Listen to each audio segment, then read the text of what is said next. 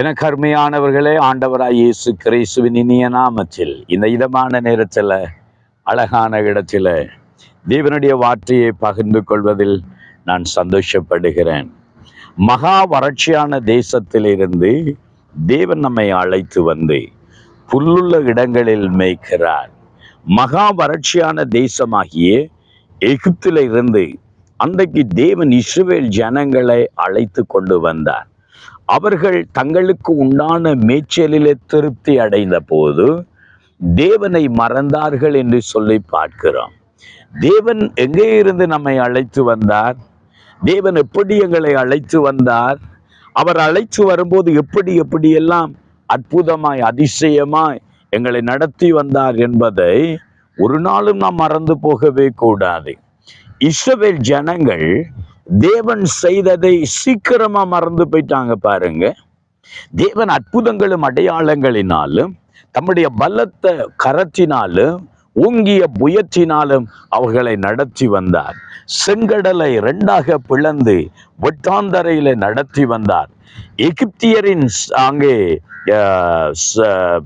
இராணுவங்களுக்கு தேவன் அவர்களை விலக்கி காத்து அவர்களை தேவன் தாமே அங்கே மந்தைகளை நடத்துகிறதை போல் அவர்களை நடத்தி வந்தார்.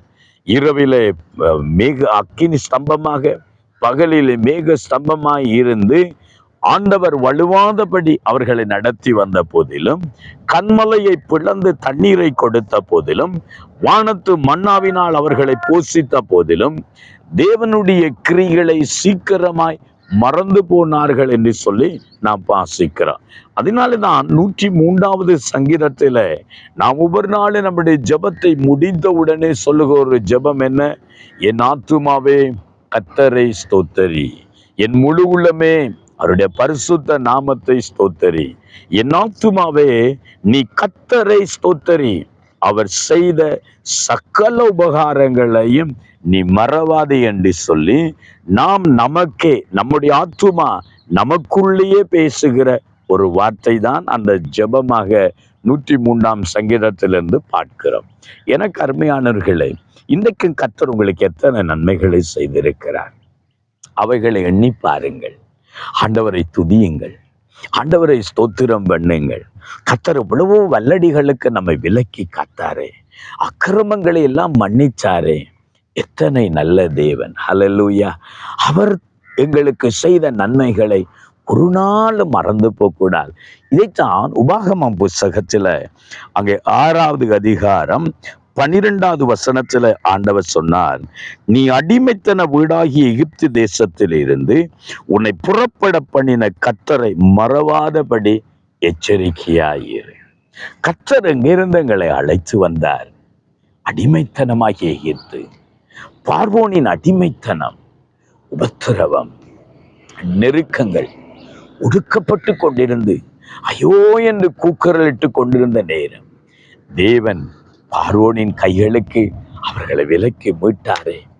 எகிப்தின் அடிமைத்தனமாகிய பிசாசின் பிடியிலிருந்து அவர்களை மீட்டெடுத்தாரே. ஆண்டவர் சொன்னார், ஒரு நாள் மறந்து போகாதே.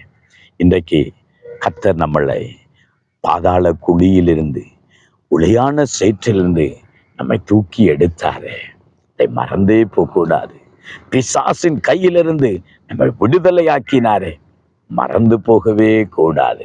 கழுவப்பட்ட பண்டை சேற்றுக்குள்ள திரும்ப புரளுகிறதை போலவும், அங்கே நாய் கக்கினதை திரும்ப திங்கிறதை போலவும் மறுபடியும் எகிப்தை நோக்கி நாம் போயிடக்கூடாது.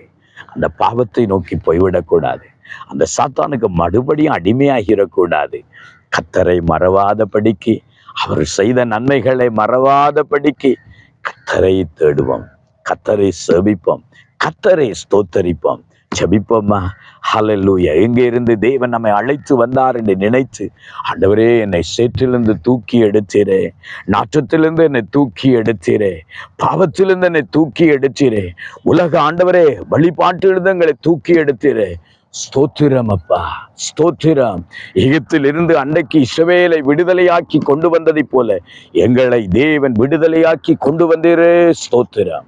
உம்முடைய பிள்ளைகளை தேவன் தொடர்ந்து ஆசீர்வதியும். நீ செய்த நன்மைகளை நினைத்து துதிக்கட்டும், ஸ்தோத்தரிக்கட்டும். பிதாவே, உம்முடைய ஜனங்களை ஆசீர்வதித்து வழி நடத்துங்க. துதி கன மகிமை உங்களுக்கு. இயேசுவின் நாமத்தில் ஜெபிக்கிறோம் நல்ல பிதாவே. ஆமென், ஆமென். கர்த்தர் உங்களை மறப்பதில்லை. நீங்களோ கர்த்தர் செய்ததை மறவாமல் கர்த்தரை ஸ்தோத்திரம் பண்ணுங்கள். கர்த்தர் கூடவே இருந்து உங்களை ஆசீர்வதிப்பார். ஆமென், ஆமென்.